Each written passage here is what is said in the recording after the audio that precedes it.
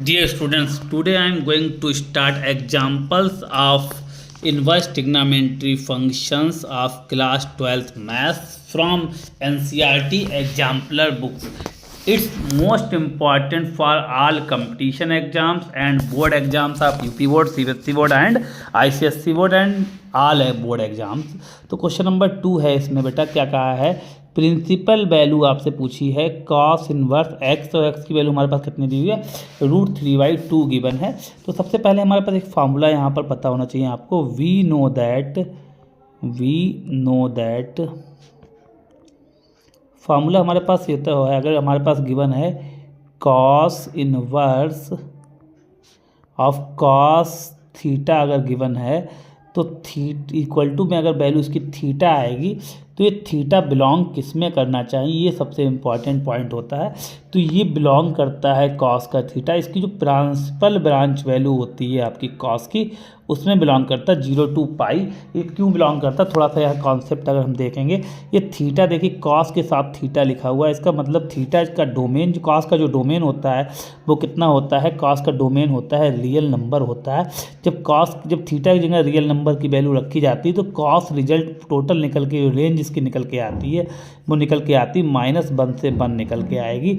अब ये रेंज जो पूरी जब हम यहाँ पर रखेंगे कॉस इन्वर्स और रेंज पूरी यहाँ पर -1 to 1 जब निकलेगी तो ये कॉस इन्वर्स थीटा का वर्क करेगी, तो ये हमारा डोमेन बन जाएगा कॉस इन्वर्स का। और कॉस इन्वर्स का डोमेन रिजल्ट जब फाइनल निकलेगा तो वो हमारी क्या कहलाएगी, प्रिंसिपल वैल्यू ब्रांच भी कहलाती है और रेंज भी कहलाती है, जो कितनी निकल के आती है 0 to π निकल के आती है। इस तरह से हमारा ये जो है थीटा किसमें बिलोंग करता है, 0 to π में बिलोंग करता है। तो ये बहुत इंपॉर्टेंट कॉन्सेप्ट था। अब हम बात करते हैं इसके आगे कॉन्सेप्ट की।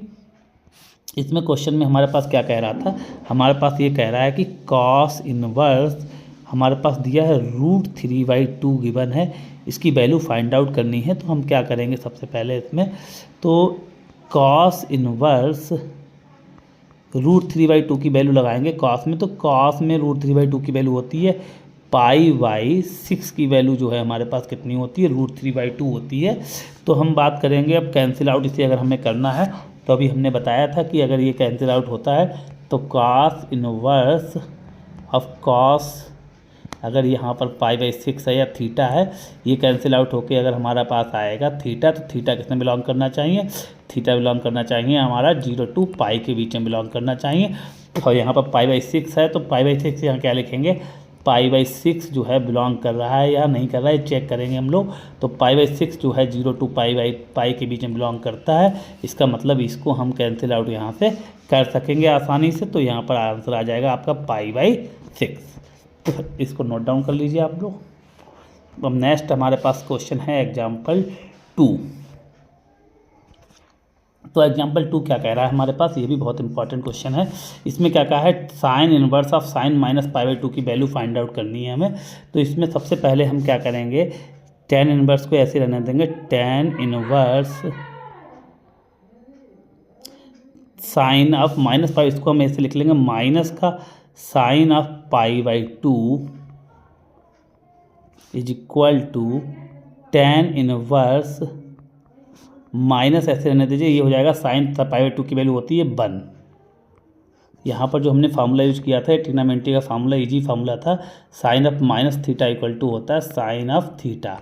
तो ये इजी फार्मूला था, ये माइनस यहाँ पर आया था बाहर, तो ये बाहर आपका माइनस यहाँ पर यूज कर लिया था मैंने। तो ये टेन इनवर्स माइनस आपका बचेगा -1।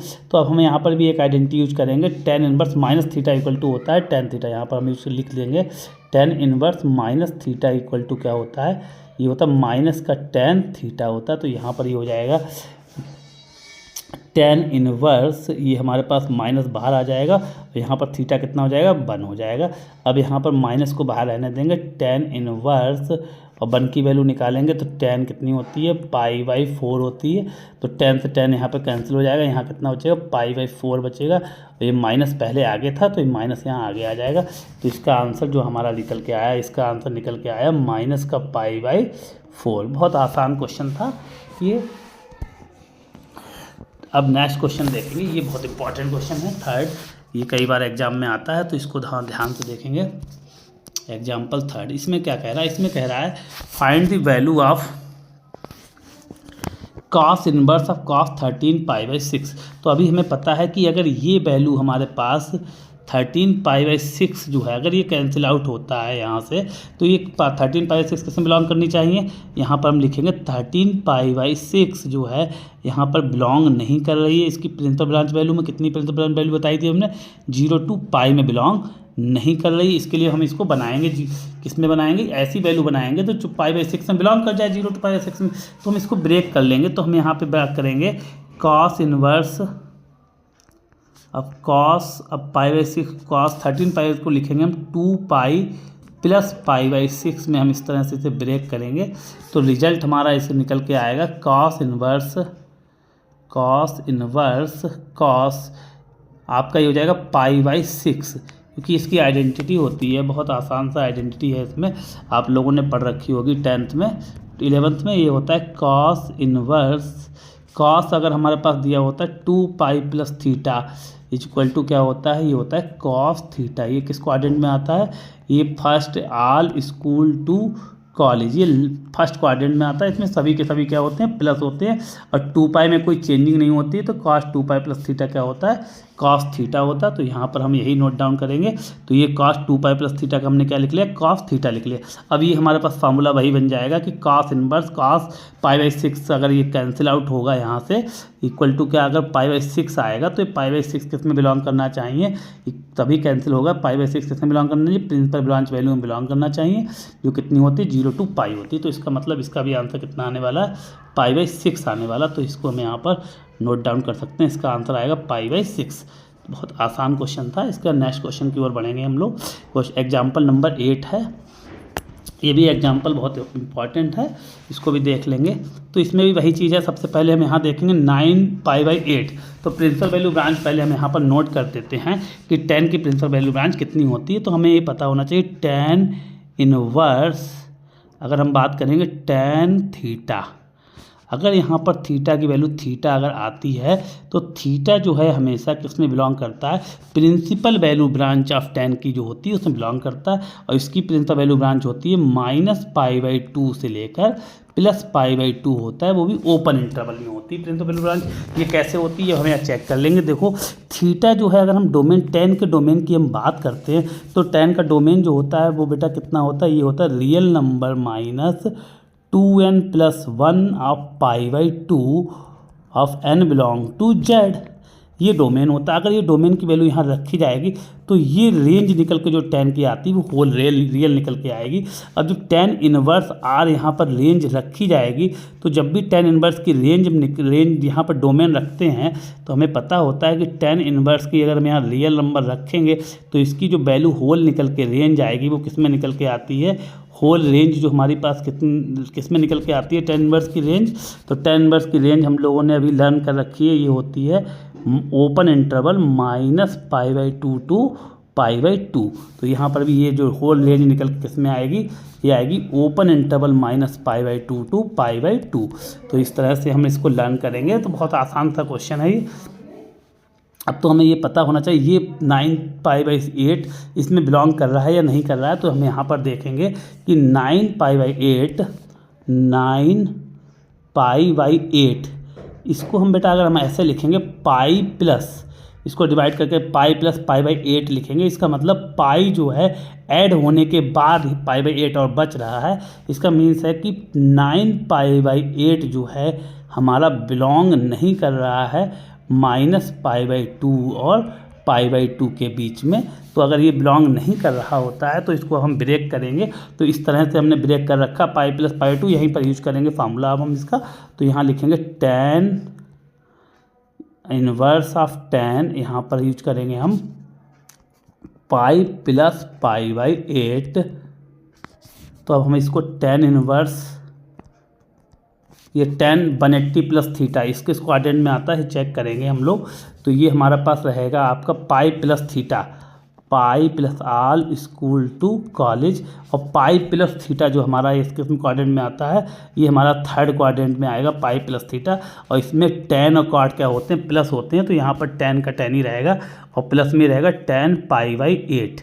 अब π/8 जो हमारा निकल के आ रहा है, ये देखिए π/8 इसमें बिलोंग कर रहा है, तो यहाँ पर सिंपली बात करेंगे कि π/8 जो है ये -π/2 टू π/2 में बिलोंग करता है। +90 टू +90 वैल्यू होती है तो इसमें बिलोंग करता है, तो ये क्लियर हमारा आसानी से कैंसिल आउट हो जाएगा। तो आंसर हमारा कितना बचेगा, π/8 बचेगा। बस ये ध्यान रखना, बिलोंग करना चाहिए तभी कैंसिल आउट करते हैं। तो ये क्वेश्चन नंबर हमारा कौन सा था, ये क्वेश्चन हमारा था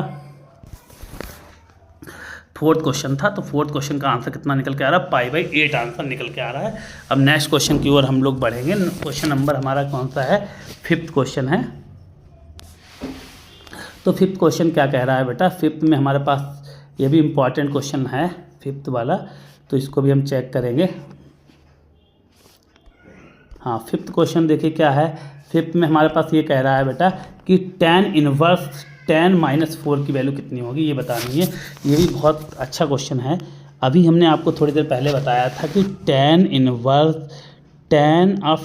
इनवर्स अगर हमारे पास दिया हो थीटा, तो थीटा किस में, अगर ये कैंसिल आउट हो जाता है ऐसे, तो अगर थीटा बचता तो थीटा बिलोंग किस में करता, तो ये बहुत इंपॉर्टेंट है। थीटा यहाँ पर बिलोंग करेगा, रियल नंबर में बिलोंग करता है। ये चेक करते हैं कैसे, अभी हमने समझाया था आपको। देखिए सबसे पहले बात करते हैं tan इनवर्स थीटा की। तो tan इनवर्स थीटा की बात करते हैं। थीटा का हम डोमेन कितना होता है पहले ये बताएंगे हम। तो थीटा का जो डोमेन होता है हमारा, थीटा की वैल्यू रखेंगे तो रियल नंबर होता है।